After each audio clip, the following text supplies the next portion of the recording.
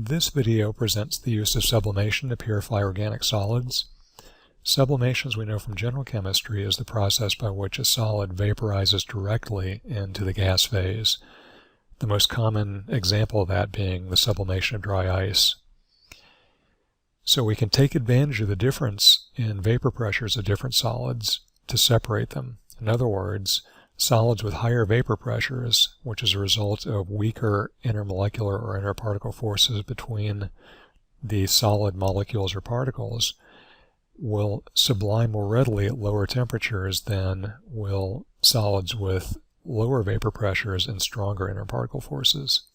So that very simply is how sublimation is used to separate solids. Now I'm going to discuss the microscale procedure for sublimation. So in the microscale procedure, we're going to take the filter flask from our microscale kit, and we're going to add the sample to be sublimed, the compound or mixture of compounds to be sublimed. So that's the red stuff down at the bottom, and you may weigh that out. The next thing you're going to do is put a rubber adapter onto the cold finger. It looks like a test tube, only it's got a pointed bottom, a pointed end to it in your microscale kit. And the rubber adapter is semi-conical. So you're going to force the rubber adapter onto the cold finger, and it's usually a pretty tight fit, so be careful when you do this. You don't want to exert too much force on the glass. It could break in your hand and cut you. You might need to use, depending on just how tight it is, a little bit of grease. If you use grease, though, make sure that you don't get the grease down near the tip of the cold finger, because if there's grease down here, you'll never get crystals forming on this. So once you've put the adapter onto the cold finger, you place both of them into the filter flask, like so that the rubber adapter forms a tight seal, an airtight seal, at the top of the filter flask.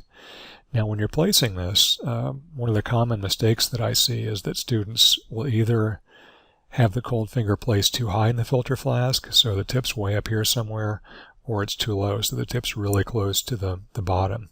If the tip is too close to the bottom, what happens is that when the crystals form on the tip, like so, sometimes you get long crystals that form. And there's also crystals that sometimes extend up from the bottom. But these crystals can actually reach down to the bottom and get into the contaminated mixture below, which contaminates the crystals, and that's something we want to avoid. We want pure crystals. And so that's the reason we don't put the tip too close to the bottom of the flask. If the tip is too high, then you tend not to get crystals on it. You tend to get crystals more around the sides. So how far from the base of the flask should the tip be? I recommend about 1.5 centimeters. That seems to be just far enough that you don't tend to get crystals long enough to contaminate them by reaching all the way to the bottom of the flask. So again, this distance right here is about 1.5 centimeters. Next, we need to seal the flask completely by adding a bulb to a pass-through pipette to the open sidearm here. Alternatively, you could hook this up to a hose to an aspirator, and I'll mention that later on, how you can aspirate these things. But for now, what I recommend doing is rolling up this rubber pipette, pass-through pipette bulb, and then sealing it, pushing the end onto the open end of the sidearm here. The reason you're rolling this up is to force all the air out of it, and the reason that's important is that once this is sealed, we're going to heat this. And we know that heating a closed system is dangerous because the gases inside the closed system expand exponentially with temperature. And so if we forced all of the air out of the pipette bulb here, the pass-through pipette bulb, when these gases expand, they've got a place to go. They can blow up the bulb like a balloon.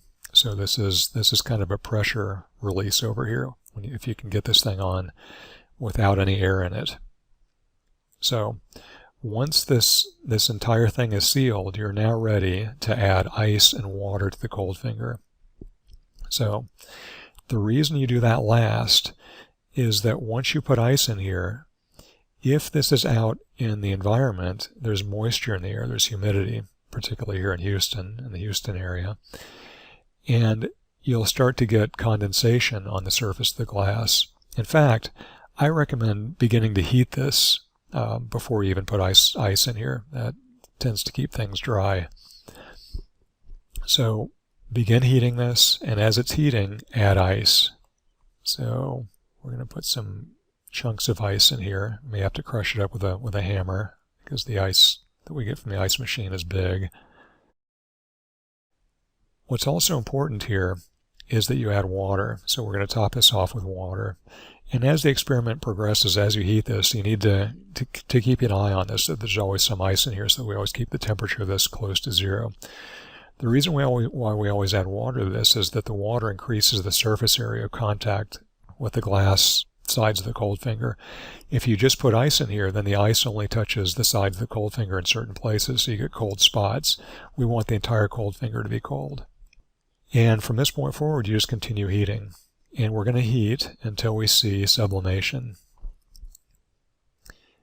And what you'll notice is crystals forming on the cold finger, as I illustrated earlier. And they'll be colorless. All the compounds we're working with are colorless. And so you'll start to see little needles coming off the cold finger of sublime crystals. You may and probably will also see that happening on the sides of the filter flask higher up. And that's okay. You know, the sides up here are much cooler than the hot surface at the base. And so as this sublimes, the vapor will solidify, will crystallize on any cooler surface higher up. So in your sublimation tests, once you begin to see cloudiness on the sides or crystals on the cold finger, that's a positive test for sublimation. You won't see that up here if the compound doesn't sublime. In some cases, you're going to want to collect these crystals. So you continue until you don't see any more sublimation occurring. And then you remove this from the heat and allow it to cool a little bit. And as it's cooling, it's a good idea to remove the ice water. You don't want to open this thing up with ice and water still in here because, again, once you take this out, if there's ice water in here, you'll start to get condensation on the surface of the cold finger, and that could ruin your crystals. That could dissolve your crystals. It could knock them off.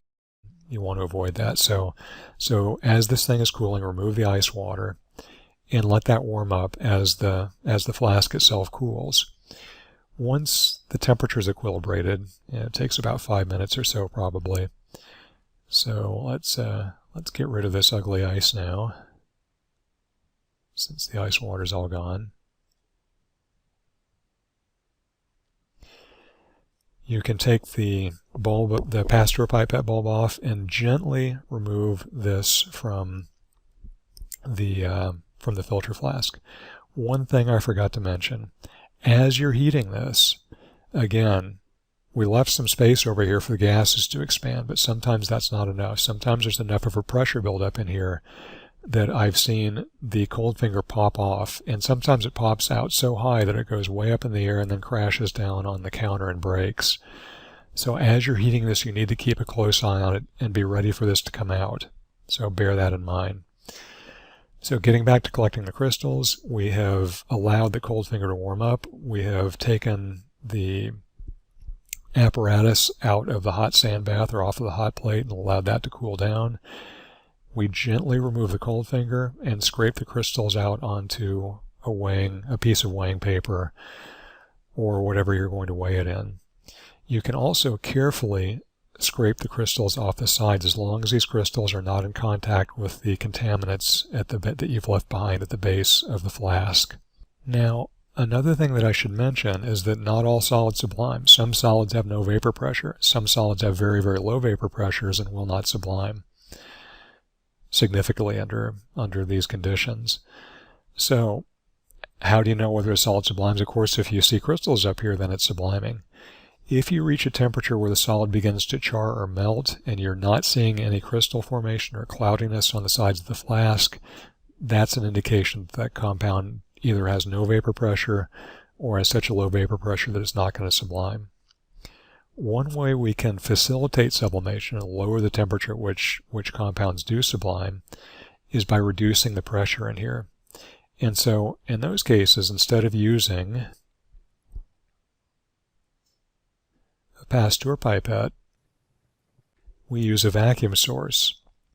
So a piece of vacuum tubing, we can connect this to, for example, a water aspirator. And you can try this for compounds that aren't obviously subliming. This reduces the pressure, so you turn on the water aspirator that reduces the pressure in this, and that lowers the temperature at which a compound will sublime, facilitates sublimation. Bear in mind, if you do this, that when you turn the aspirator off, if you got your nice sublime crystals in here, when you turn the aspirator off, there is reduced pressure in here, and that can cause water to be sucked back into this container, into the sublimation apparatus, and that ruins your experiment. You got to do it all over again. To prevent that, what we normally do is to disconnect the aspirator from the flask. The problem with that is if you do that, that's going to allow a rush of air to get in here, and that can knock your crystals off. So to get around that problem, the best thing to try is to very, very, very slowly turn off the water aspirator. If you're using an aspirator to sublimate with our Microscale sublimation apparatus, turn the aspirator off slowly when you're finished. And with that, you should be ready to do your Microscale sublimation. If you have any questions, let me know, and I will see you in lab.